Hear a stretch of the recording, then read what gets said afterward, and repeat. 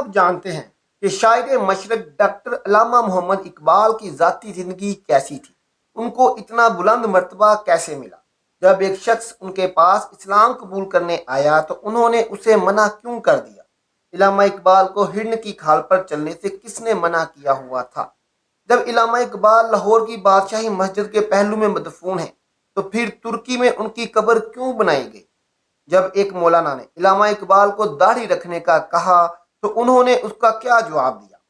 جب علامہ اقبال کو سرکاری خطاب ملا تو انہوں نے قبول کرنے کی کیا شرط رکھی؟ محترم ناظرین، آج کی ویڈیو میں علامہ اقبال کی زندگی کے بارے میں بہت سے دلچسپ اور حیران کن حقائق شیئر کیے جائیں گے۔ علامہ اقبال بہت خوبصورت مزاج رکھتے تھے۔ ایک دن وہ اپنے دوست چودھری شہاب الدین سے ملنے ان کے گھر گئے۔ چودھری صاحب بہت کالے تھے۔ بتایا گیا کہ چودھری صاحب غسل خانے میں ہیں۔ اقبال کچھ دیر انتظار میں بیٹھے رہے۔ جب چودھری صاحب باہر آئے تو اقبال نے کہا، پہلے آپ ایک بات بتائیے، آپ کون سا صابن استعمال کرتے ہو؟ چودھری صاحب نے کہا، یہ کیوں پوچھ رہے ہیں؟ علامہ اقبال نے جواب دیا، نالی میں بہت سا کالا پانی بہہ کر آ رہا ہے، یہ بہت کارگر صابن معلوم ہوتا ہے۔ ایک دفعہ علامہ اقبال سے سوال کیا گیا کہ عقل کی انتہا کیا ہے؟ جواب دیا، حیرت۔ پھر سوال ہوا، عشق کی انتہا کیا ہے؟ فرمایا، عشق کی کوئی انتہا نہیں ہے۔ سوال کرنے والے نے پھر پوچھا، تو آپ نے یہ کیوں لکھا ہے کہ تیرے عشق کی انتہا چاہتا ہوں؟ علامہ اقبال نے مسکرا کر جواب دیا، دوسرا مصرع بھی تو پڑھیے جناب، جس میں اپنی حماقت کا اعتراف کیا ہے کہ میری سادگی دیکھ میں کیا چاہتا ہوں۔ فقیر سید وحید الدین کے ایک عزیز کو کتے پالنے کا بے حد شوق تھا۔ ایک روز وہ لوگ کتوں کے ہمراہ علامہ اقبال سے ملنے چلے آئے۔ یہ لوگ اتر کر اندر جا بیٹھے اور کتے موٹر ہی میں رہے۔ اتنے میں علامہ کی ننھی بچی منیرہ بھاگتی ہوئی آئی اور باپ سے کہنے لگی، ابا ابا، موٹر میں کتے آئے ہیں۔ علامہ اقبال نے احباب کی طرف دیکھا اور کہا، نہیں بیٹا، یہ تو آدمی ہیں۔ علامہ اقبال تمام عمر اسلام کی شان اور مسلمانوں کے بارے میں شاعری کرتے رہے، لیکن اسلامی رواج کے مطابق داڑھی نہیں رکھتے تھے۔ ایک مولانا اپنے ایک مقدمے میں مشورے کے لیے ان کے پاس آتے رہتے تھے۔ وہ اپنی بہن کو جائیداد کے حصے سے محروم کرنا چاہتے تھے۔ علامہ کو اس مقدمے میں کوئی دلچسپی نہ تھی، لیکن مولانا پھر بھی کسی نہ کسی سلسلے میں مشورہ کے لیے آتے رہتے تھے اور ساتھ ہی اقبال کو نصیحت بھی کرتے رہتے تھے کہ مسلمان ہونے کے ناطے انہیں کیا کیا فرائض انجام دینے چاہیے۔ ایک دن بولے کہ آپ عالم دین ہیں اور شریعت کے حامی ہیں، لیکن آپ داڑھی نہیں رکھتے جو اسلامی اشعار ہے۔ علامہ اقبال انہیں روز روز کی نصیحتوں سے تنگ آ کر بولے، مولانا آپ کی تلقین کا مجھ پر بہت اچھا اثر ہوا ہے اور میں نے عہد کیا ہے کہ آپ کے ساتھ ایک معاہدہ کروں۔ یہ بجا ہے کہ مسلمانوں کے منہ پر داڑھی نہ ہونا غلط ہے، لیکن اسلام کے مطابق بہن کو وراثت سے محروم کرنا بھی تو شریعت کے خلاف ہے۔ لائیے ہاتھ، میں داڑھی بڑھا لیتا ہوں، آپ اپنی بہن کو وراثت میں حصہ دے دیجیے۔ یہ سن کر نہ تو مولانا کا ہاتھ آگے بڑھا اور نہ ہی علامہ اقبال کی داڑھی بڑھی۔ علامہ محمد اقبال اور مولانا جلال الدین رومی کے درمیان بڑا گہرا روحانی تعلق موجود ہے۔ علامہ اقبال خود کو مرید ہند اور مولانا جلال الدین رومی کو پیر رومی کہتے تھے۔ حکومت ترکی نے علامہ اقبال کی اس گہری محبت کے اعتراف کے طور پر مولانا جلال الدین رومی کی قبر مبارک کے قریب پاکستان کے اس قومی شاعر کی ایک علامتی قبر بنا رکھی ہے۔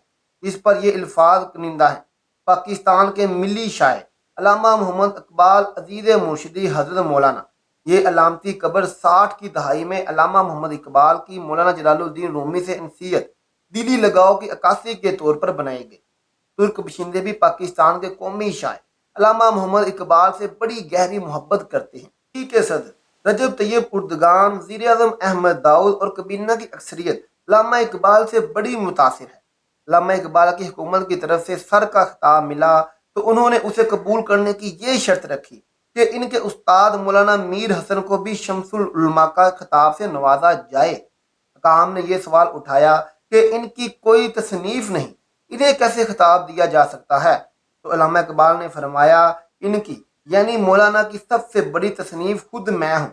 چنانچہ حکومت کو ان کے استاد کو شمس العلماء کا خطاب دینا پڑا۔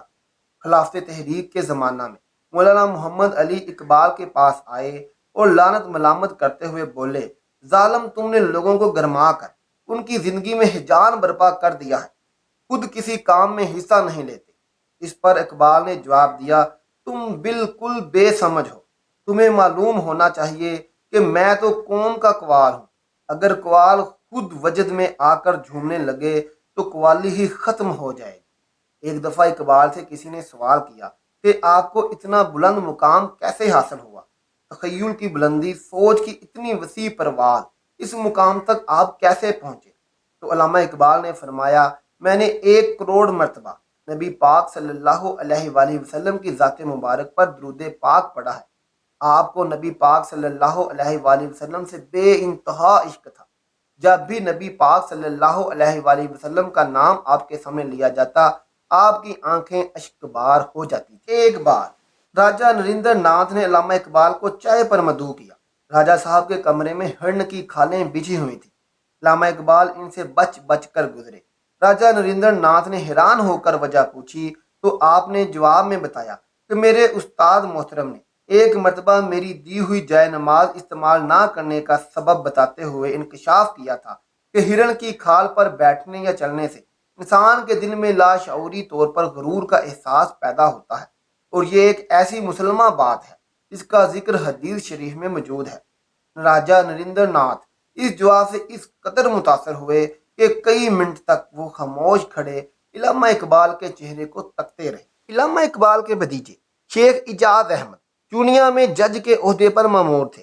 وہاں ایک گیانی سکھ تھا جس کی تقریر کی بڑی دھوم تھی، بڑا جادو بیان تھا۔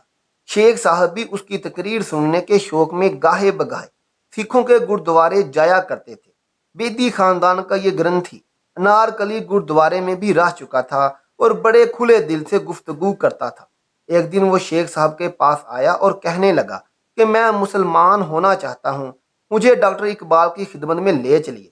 موسم گرما کی تعطیلات ختم ہوتے ہی شیخ اعجاز احمد اس سکھ کو مقررہ اپنے ہمراہ لے کر لاہور آئے اور علامہ اقبال کی خدمت میں حاضر ہوئے۔ سکھ نے پہلے اپنے مشرف با اسلام ہونے کا ارادہ ظاہر کیا، پھر بولا کہ میرے بہت سے بال بچے ہیں، خرچ زیادہ، آمدنی کم ہے، کیا اچھا ہو کہ مسلمان ہونے کے بعد میری مالی امداد بھی کی جائے، کوئی صورت نکل آئے اس بارے میں۔ علامہ اقبال اس گیانی سکھ کی زبان سے مالی امداد کا ذکر سن کر متاثر بلکہ متاسف ہوئے۔ انہوں نے فرمایا، اول تو مسلمان کے پاس ایسا کوئی ادارہ نہیں ہے جہاں سے نو مسلموں اور ضرورت مندوں کی مالی امداد کی جاتی ہو۔ دوسرے، مسلمان ہونے کے لیے مالی امداد کی شرط یہ بات کس طرح پسندیدہ نہیں۔ اس کے بعد علامہ اقبال نے ایک واقعہ سنایا کہ میرے والد ضلع گوجرانوالا میں ایک بزرگ سے ملنے گئے۔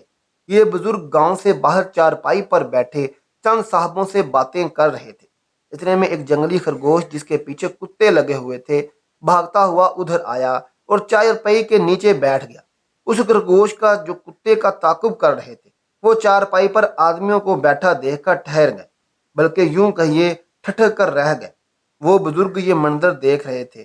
انہوں نے خرگوش کو مخاطب کر کے فرمایا، اے عقل مند، پناہ بھی لی تو انسان کی۔ علامہ اقبال یہ واقعہ سنا رہے تھے اور ان کا چہرہ تمتماتا جا رہا تھا، یہاں تک کہ ان پر رقص جاری ہو گئی۔ انہوں نے صوفے پر اپنی ٹھوڑی رکھ دی اور زاروں قطار رونے لگے۔ ان کی آنکھوں کے آنسو جو ابھی تک چھلک رہے تھے اب موتیوں کی طرح ٹوٹ ٹوٹ کر گرنے لگے۔ گیانی حکیم نے اس حکیمانہ مثال کو کچھ سمجھا، کچھ نہ سمجھا، خاموشی کے ساتھ چلا گیا۔ نوبل پرائز ایک دفعہ طلبہ کا ایک گروپ ان سے ملنے آیا۔ انہوں نے عجیب سا سوال کر دیا کہ آپ کو نوبل پرائز کیوں نہیں ملا؟ تاہم طلباء کا خیال تھا کہ جب دنیا کی بڑی بڑی سرکردہ شخصیتیں اور ہندوستان میں بنگالی شاعر رابندر ناتھ ٹیگور تک کو نوبل پرائز ملا ہے تو علامہ اقبال اس قدر ممتاز اور مشہور شخصیت ہونے کے باوجود اس اعزاز سے کیوں محروم ہیں؟ علامہ اقبال نے طلباء کے ہر سطح کے سوالات کو خندہ پیشانی سے سن لیا کرتے تھے۔ آپ قدرے مسکرائے اور فرمایا، اگر مجھے نوبل پرائز مل چکا ہوتا تو پھر مجھ سے یہ سوال کیا جانا چاہیے تھا کہ میں کون سے کارہائے نمایاں سر انجام دینے پر اس کا مستحق سمجھا گیا ہوں، لیکن نہ ملنے پر تو یہ سوال پیدا ہی نہیں ہوتا۔ علامہ اقبال کے اس انکسار اور دلیل امیز جواب کے بعد طلباء کے لیے اس موضوع پر بحث کی گنجائش ہی نہ رہی۔ محترم ناظرین، آپ کو ہماری اس ویڈیو میں علامہ اقبال کے دلچسپ حقائق کیسے لگے؟ یہ ہمیں کمنٹ باکس میں ضرور بتائیے گا کہ آپ ان کو پہلے جانتے تھے یا نہیں جانتے تھے۔ لہذا اپنا بہت خیال رکھیے گا۔ ملتے ہیں آپ سے اپنی اگلی ویڈیو کے ساتھ۔ اللہ حافظ۔